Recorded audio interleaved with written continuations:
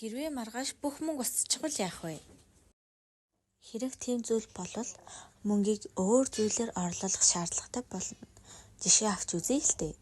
Нэг хүн үхрийн мах өгөөд оронд нь загас авахыг хүснэ. Гэтэ загас барьдаг хүнд үхрийн мах хэрэггүй бол яах вэ?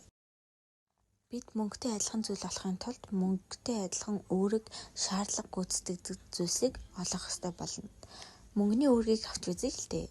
Солилцооны хэрэгсэл болдог.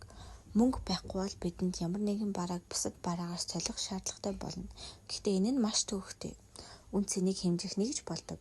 Мөнгө нь бараа, үйлчлэгээний үнийг илэрхийлэх стандарт хэмжүүр болдог. Энэ нь бүх бараа, үйлчлэгийг харьцуулах боломжтой болгодог. Үн цэнийг хадгалах хэрэгсэл болдог. Мөнгө нь өөрийн үн цэнийг цаг хугацааны явцад хадгалах чадвартай байх ёстой. Энэ нь хүмүүс мөнгөө хадгалж ирээдүйд хэрэглэх боломжтой гэсэн үг юм. Төлбөрийн хэрэгсэл болдог. Мөнгө нь ирээдүйд төлөх үр төлбөрийг илэрхийлэх стандарт болдог.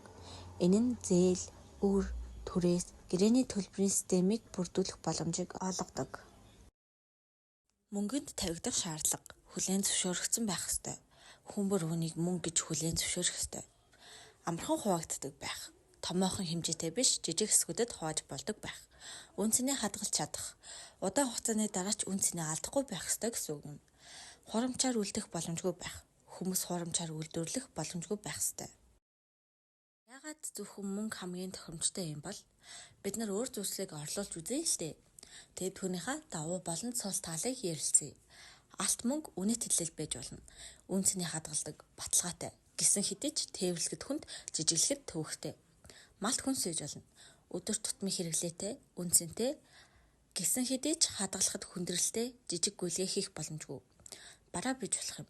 Будаа, давс гэх мэт ашиглах боломжтой амьдралд ойрхон гэсэн хэдий ч хадгалахад мууддаг, хэмжихэд төвөгтэй юм. Мөнгө нь эдгээр бүх хувилбаруудын сул талыг нөхөж илүү уян, хатан, найдвартай, тогтвортой хэрэгсэл болдог учраас мөнгө нь хамгийн тохиромжтой юм аа. Мөн үүнийг орлуулах боломжгүй.